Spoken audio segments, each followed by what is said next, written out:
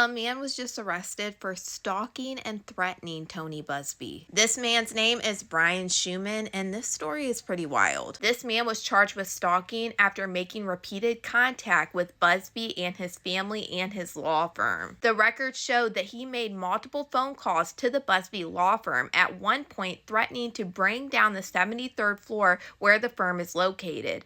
Buzbee and his staff stated that they were in fear for their lives due to the ongoing harassment. After Tony Buzbee and his law firm turned over evidence of the stalking, a Harris County deputy spoke with the man and warned him to stop contacting Buzbee and his employees. But the man told the deputy that he would stop, but insisted that he needed to reach out one more time. Now, this deputy did note that he believed that he might have been suffering from some type of mental health issue. Despite this warning that the deputy gave him, he continued making multiple calls to the law firm, reportedly stating that Buzbee was going down if he didn't fix things. He also threatened that if Buzbee failed to act, all of Texas will go and he would walk away. He took pictures of Tony Buzbee's family dog and his home and sent them to him, along with videos of himself cursing at Tony Buzbee. He even emailed Tony Buzbee's wife's personal account, according to the court documents. We know that Tony Buzbee has alleged that he was getting harassed and his family by private investigators for months now,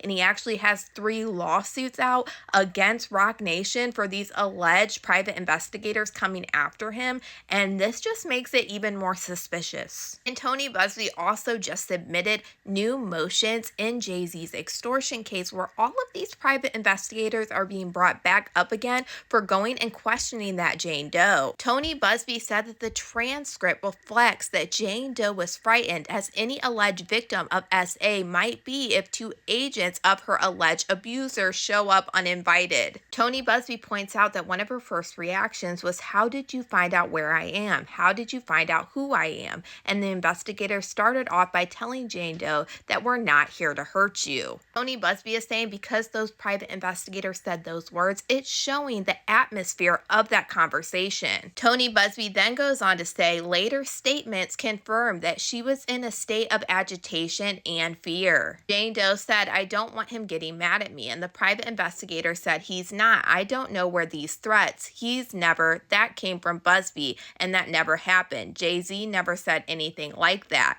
And Jane Doe said, "But you're saying he found me, and you guys are here because he found me." Tony Buzbee then goes on to say that the transcript reflects that Jane Doe was repeatedly threatened with public exposure. The private investigator said, very simply, they don't want your name to come out at all. They're kind of okay with that, with you being a Jane Doe. But obviously, now that everything's been dropped, they want to clear everything and make sure that, so basically I just had a few questions. The Jane Doe said, okay. The private investigator then said, hoping that again, if you cooperate and kind of tell us what's going on, everything remains a Jane Doe and we don't tell anybody who you are or what's going on. Nothing. And then Tony Buzbee brings up that it comes up again in the transcript. The private investigator said, would you be willing to give us an affidavit to that effect?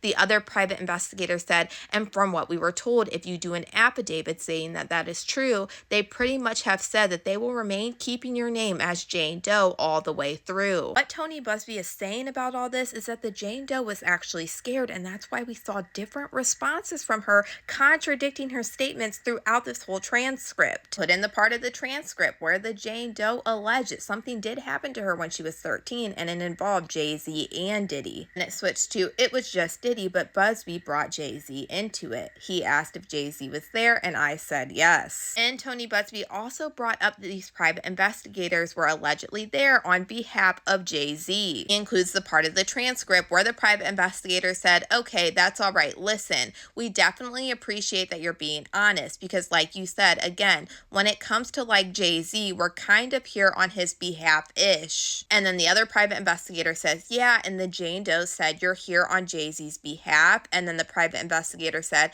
not on his behalf. And the other one interrupted and said, indirectly, but Jay-Z had nothing to do with this, correct? Tony Buzbee also alleges that Jay-Z chose not to present the court with the actual audio, and it is unclear from the transcript in these one-worded responses whether the Jane Doe is agreeing that Carter did not SA her, or whether she is saying that Carter had simply not yet SA'd her at the point when her description of the underlying event stopped. It does go on and on, basically just saying we don't know if her words were even taken out of context, or if she was just saying it to get the two intrusive and intimidated individuals to leave her porch. Tony Buzbee even went on to allege that Jay-Z had withheld this new evidence as a part of a dishonest media campaign. Tony Buzbee is alleging that Jay-Z made the decision to withhold the evidence from his application, including the transcript of the conversation in question, until his reply papers.